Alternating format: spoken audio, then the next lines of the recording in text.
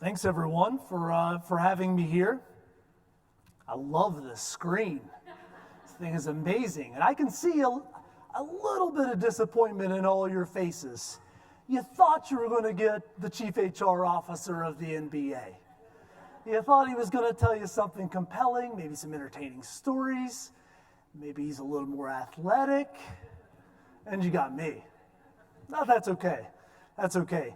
I think when you listen to my background, one thing that you probably did notice that's a little different than the previous speakers is that my focus is really on how do we go and engage organizations and how do we focus on the right things and solve the right problems, but it's not a purely HR focus. So I've actually taken the advice of Lars in the previous presentation. I've been learning quite a lot through the day, and I hope I'll learn quite a lot for the next day and a half. But today I'm going to talk a little bit about ambitious simplicity, but it's more around how do we build endurance in our organizations in times that are quickly changing. Now, first, a little introduction about the company I work for. How many of you have heard of Milliken and Company? A good number of people. That's great. Fantastic. Well, so Milliken and Company, for those of you who don't know, Milliken is 155 years old, private company, headquartered out of Spartanburg, South Carolina. We are a company that is around the world, just like many of you. Global presence. We're manufacturing in 8 different countries around the world, have sales offices in many others. We're about $2.5 billion and around 7,500 associates overall. So we make several different products. Our background, our history is in the textiles business, right? So you'll see me reference Milliken, even though I'm speaking in a broader fashion to a broader audience of industries. Our textile background has given us a lot of different perspectives on competition. As many of you know, within the textile sector, that industry was essentially decimated in North America and decimated in Western Europe in the mid-90s going forward. So a lot of our story, if you hear Milliken and Company speak, if you hear our organization speak, it's about surviving and thriving in very difficult times, but this is still a very big part of our business.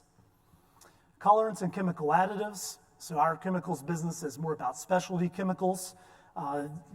We say that you touch a Milliken product roughly 50 times a day. These colorants and clarifiers you're seeing all the time. It's the things that make your plastics clear. It's the things that make them colorful. It's the thing that makes your Tupperware able to see what's inside.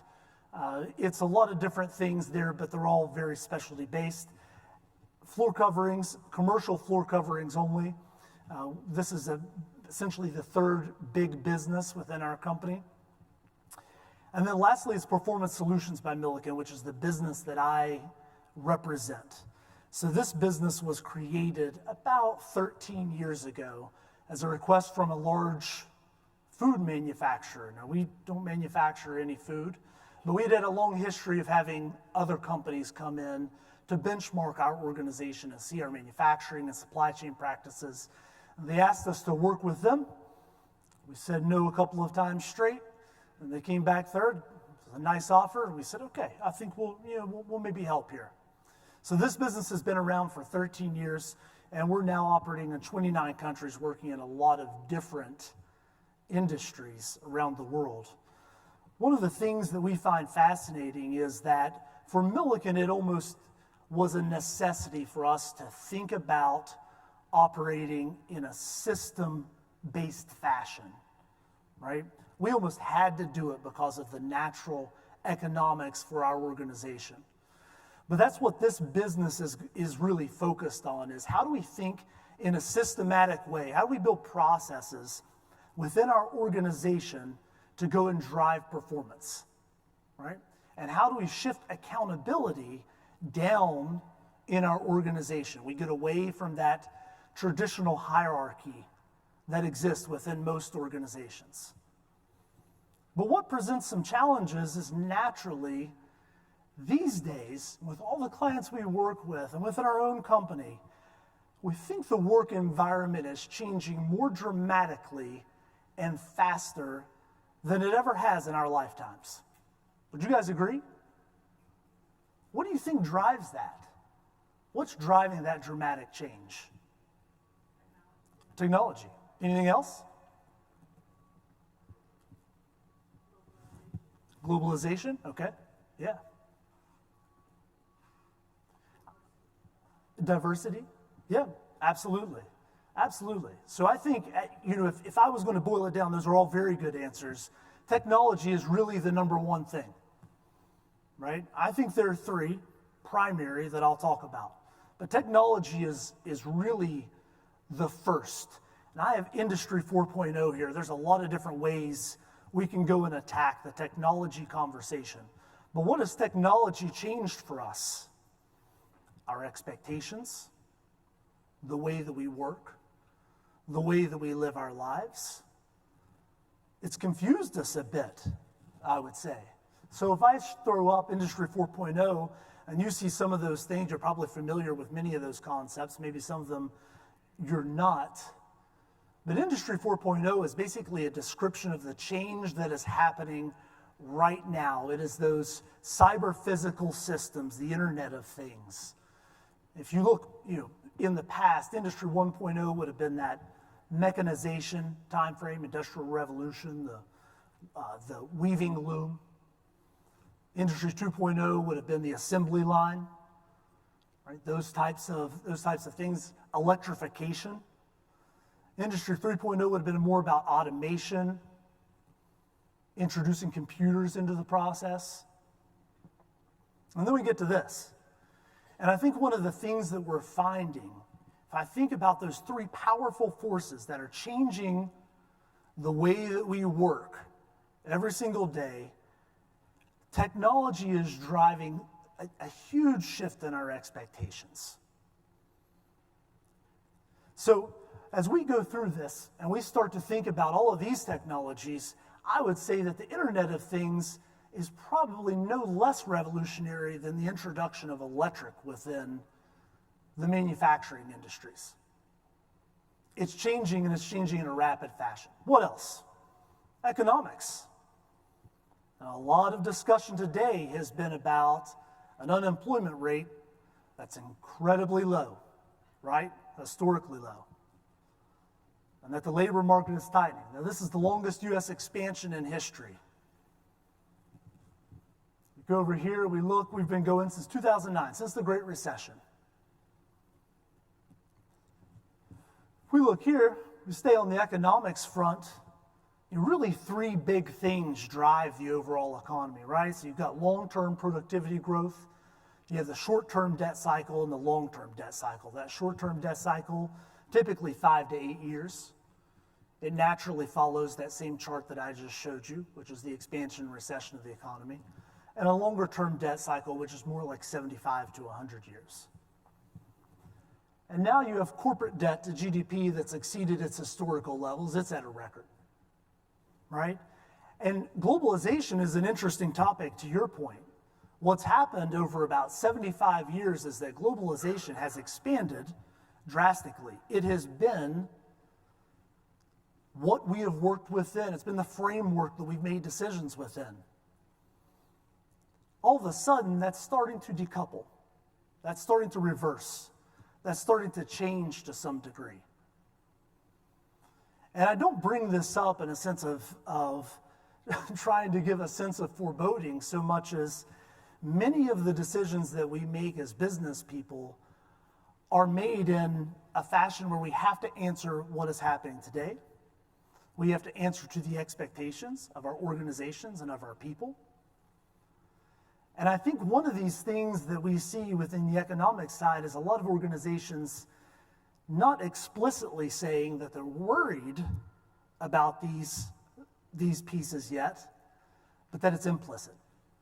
We're starting to think about the contingency planning. We're starting to think about what our organization will look like. How do we weather a storm if we really are at the end of that cycle?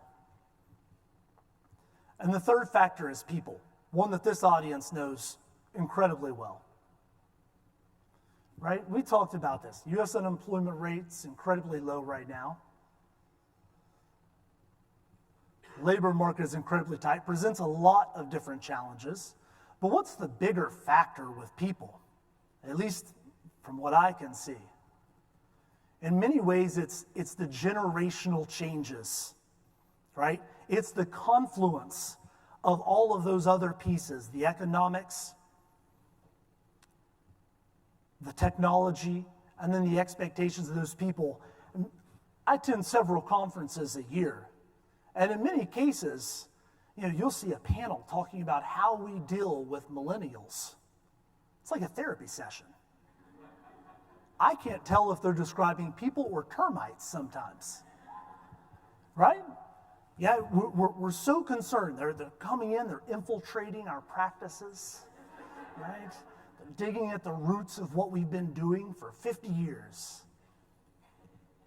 But now they're your customer. At Milliken, they're 45% of our company. They're you. So what do we do? How do we build that? Right? And so you have these three different factors that are driving our focus, our change, and our organizations in a variety of different ways. You can tackle success, you can tackle your strategy in all kinds of different ways.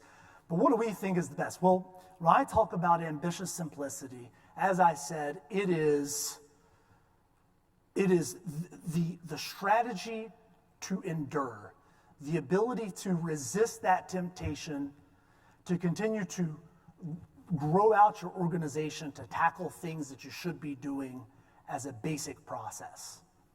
It's a little different tactic, I think, than what we've seen.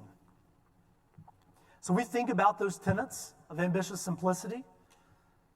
We've heard people talk about core values. You probably talk about core values quite a lot in your organizations. Strong foundations or foundational strength. How do we build it? What do we do? And then problem-solving capability. Maybe not the one you thought would be third. How do you build an organization of problem solvers? I just listed three different factors that not one of us in this room could predict the next turn of events for any of the three. Right? So how do you build an organization that can endure, that can do the basics incredibly well, but is also prepared to solve problems for the things that you cannot expect? So we'll start with values, and I start with values on purpose, because values, as you know, tend to be the lens through which we look, right? If they're not, they're just a PowerPoint. So I've thrown up a few things here that are just examples of values that exist. We think about values in the sense of how do I build that into our everyday life? How do I have that owned by everyone in the organization? In the end, if it's important enough to be called a value, everyone has to own it, right? You can't create an organization that's responsible for just sustainability, right? That's an expansion. You can create one, but in the end, it's not a value unless it's into our everyday behaviors. What about inclusion, diversity? Incredibly important. It's changing the way we think. But it has to be built into our daily practices. It has to be inculcated, right? It has to be reminded into everything that we do. And so if we think about foundational strength, I will move on. This is something that we found in our own journey as an organization. Traditional management spends about 60% of their time firefighting and about 40% of their time on daily operations. Does that ring true with anyone?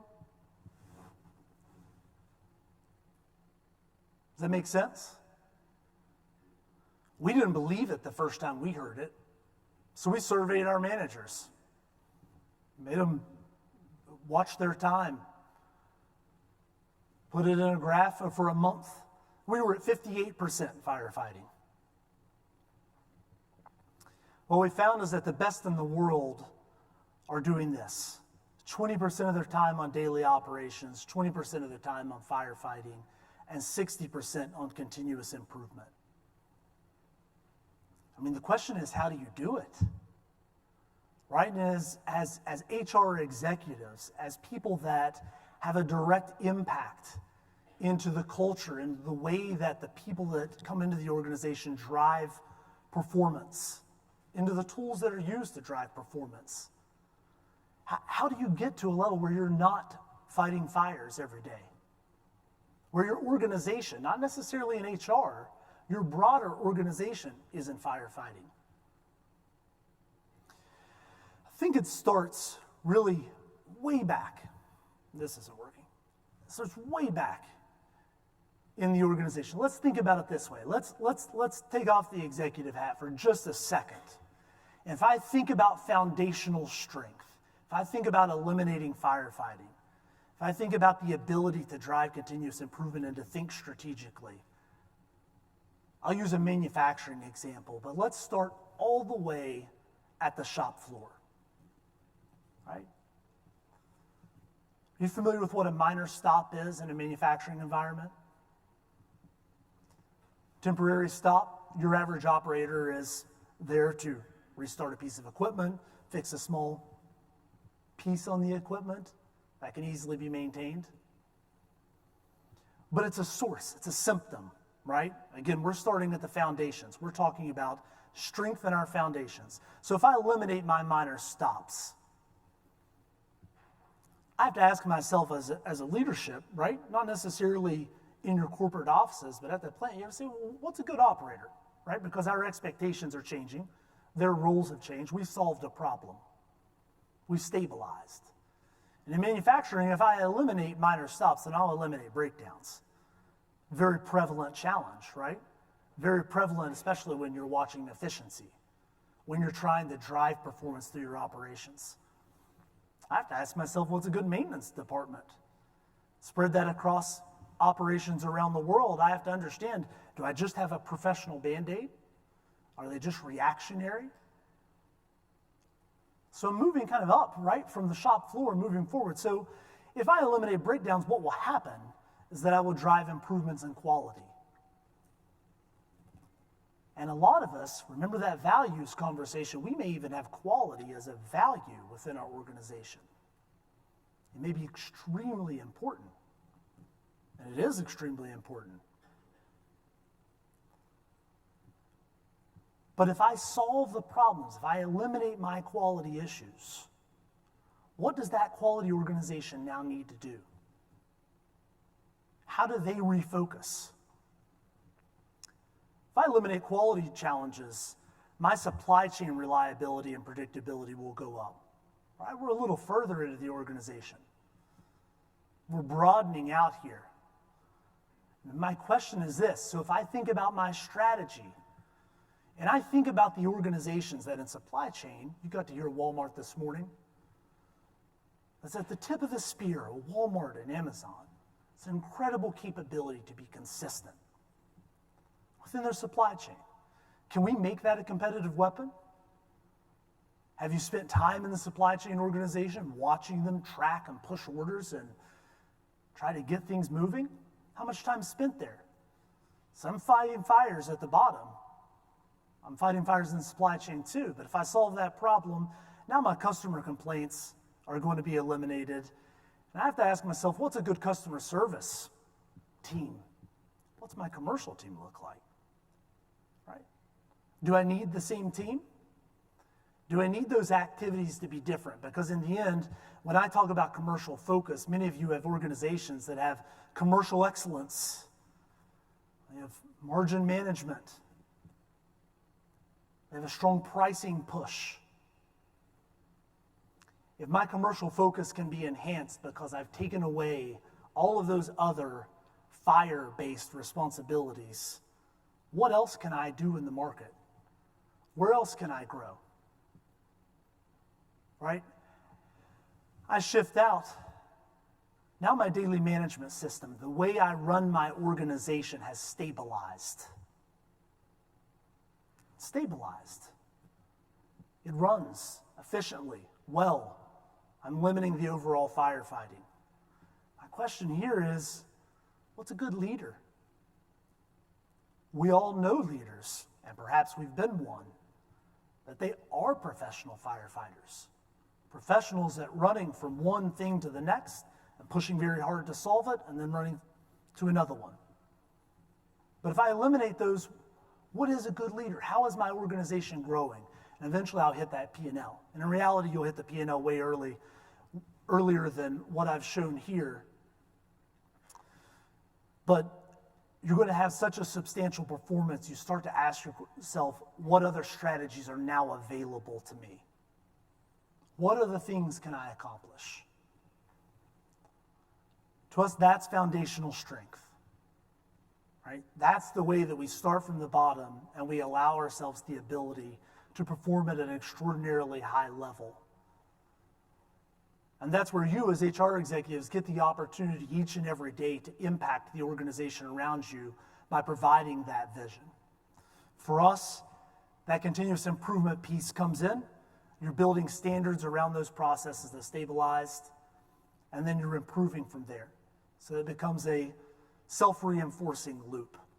Our goal is to continuously improve and redesign the standards or the way in which we work.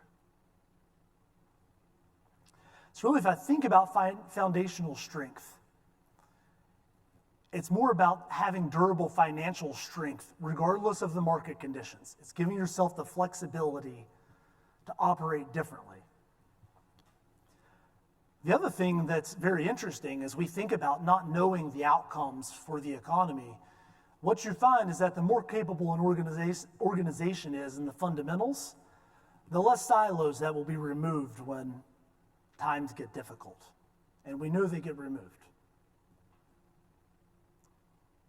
So why do we have to build them in the first place? So the second piece of this is problem solving.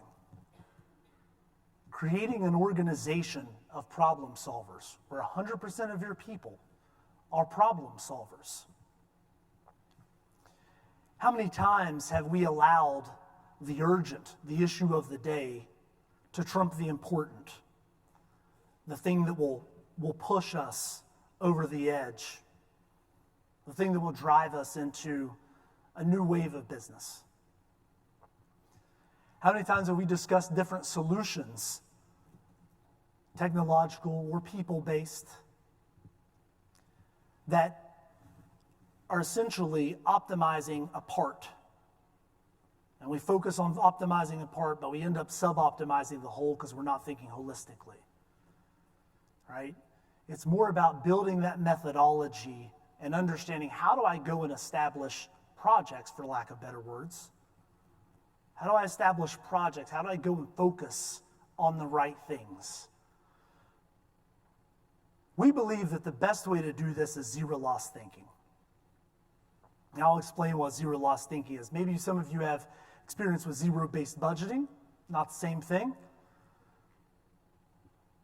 Heard a couple of chuckles there. I'm sure that was a pleasant experience.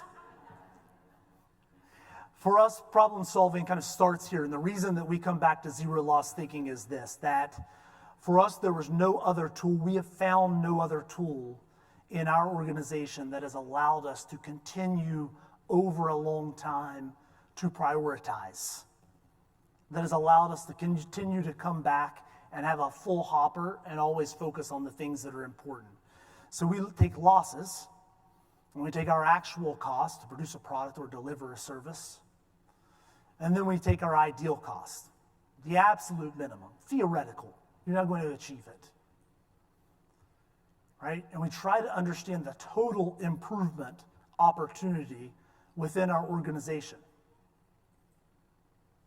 This may not be a question that you are asked every single day, but you have such an impact on the lens through which we look, the ways that we prioritize what we do.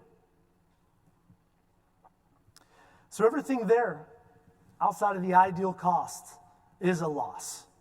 And this is as applicable in the manufacturing environment I described before as it is in your supply chain, as it is in your commercial functions. What we try to do is break out those losses into the actual activities, the work that we do, pull them out of those standard accounting buckets, right? The energy, the labor, the materials, and put them into the actual activities. Ascribe a dollar value to an activity within your organization, Pareto that out, and understand where you need to go and work to improve. So for us, in building the problem-solving culture, again, I've talked about this. It's about being able to prioritize, but it's also about being able to allocate resources that are proportional to the overall opportunity. So if you take on foundational strength, trying to build from the foundation, looking at your core values and understanding whether they are decorative or impactful. If you try to build a problem-solving culture, there are a few things that are going to happen. You're going to go from reliance on experience of individuals, which is something that we've all been in, and something that you'll continually have to be challenged with, to reliance on a system, building that organizational knowledge, lateralizing excellence within your functions. Getting away from tools and being initiative-driven. How many of you have been in an initiative-weary environment? I know I have. I've probably even been the catalyst for a few initiatives here and there. It's difficult. What happens in that environment? Happens in that environment, I can tell you, is you do what you need to do to survive this initiative. When it's done, we go back to doing what we were doing before, start another initiative, and they're all born out of good intentions. But if you're going to get out of that, you have to build the system. You have to establish that common language, common process. Your communication will change. That impersonal or infrequent, that's one end, of course. But if any time that you're managing change, you're going to have a very clear personal ROI. And it has to be a clear personal ROI from the top to the bottom, because ROI looks a lot different in the boardroom than it does on a shop floor. Right? It looks much different. Acceptance of organizational waste or losses.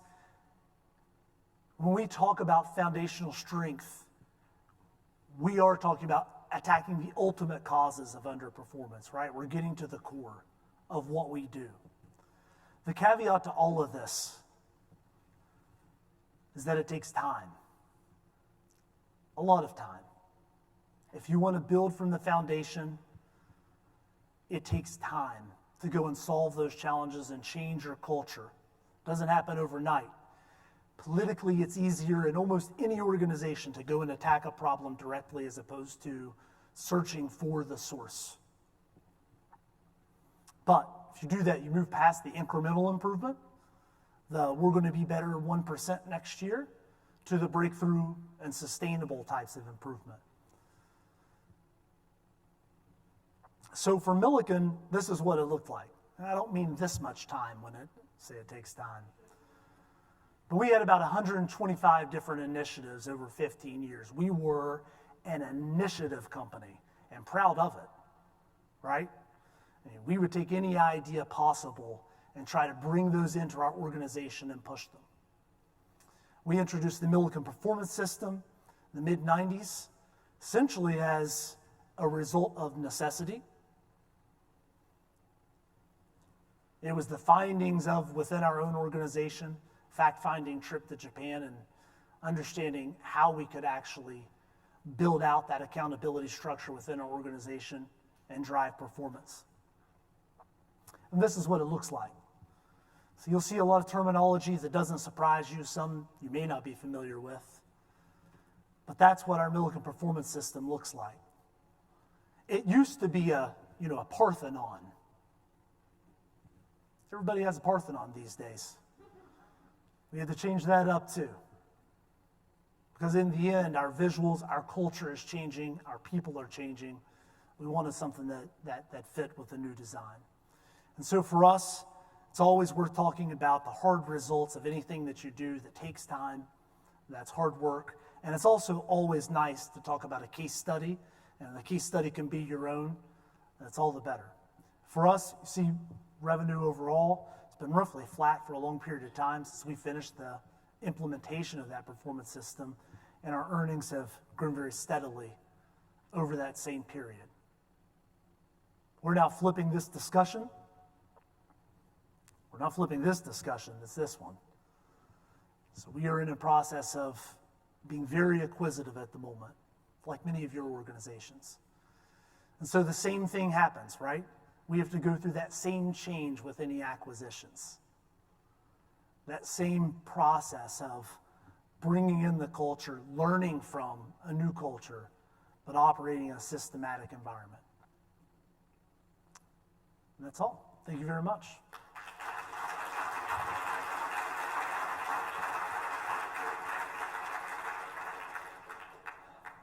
I have time for maybe a couple of questions.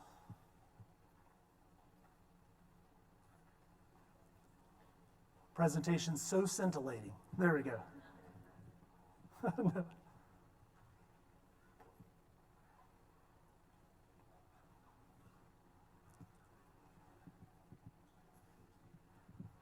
Thank you very much. I know you caveated your presentation by the disclaimer that you're not an HR person. Yep. I wondered whether any of these key principles, though, have found their way into Milliken's performance management processes or operational processes that underpin HR processes. How did they get into our HR process? Have you incorporated similar, for example, accountability, problem solving, yes, skill perhaps as part of your performance management? Yeah, no, it's a great question. So very interesting. The first answer is yes. I wouldn't talk about them, first of all, if I couldn't demonstrate them to you or show them to you within our own organization. But it's always worth noting the pitfalls that happen. We are an organization as a culture, as a company that for a very long time was very operations focused.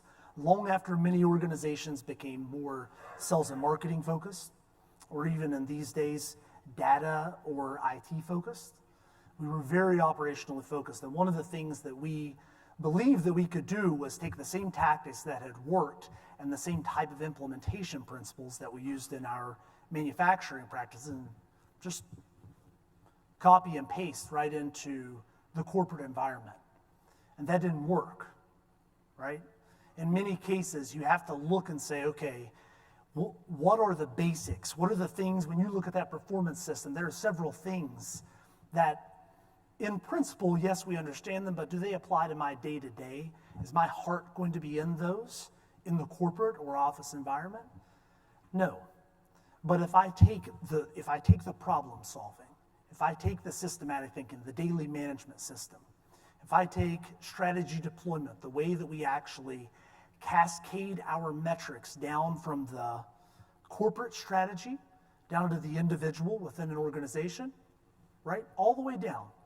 Because it's important. And, one of the things that we talked about, or I talked about, with having a clear personal ROI, it's also very important that we understand that the metrics that I deliver impact the business performance, right? That's a simple understanding. But they also have to be things that I can own and deliver on. I can't have, deliver return on invested capital when I have no ownership of that, right? I have to have my piece. And so for us, it was a further capability to build strategic clarity within our organization. How do we cascade what we want to do and deliver so that we're running as a well-oiled machine on multiple levels? There were a lot of learnings there.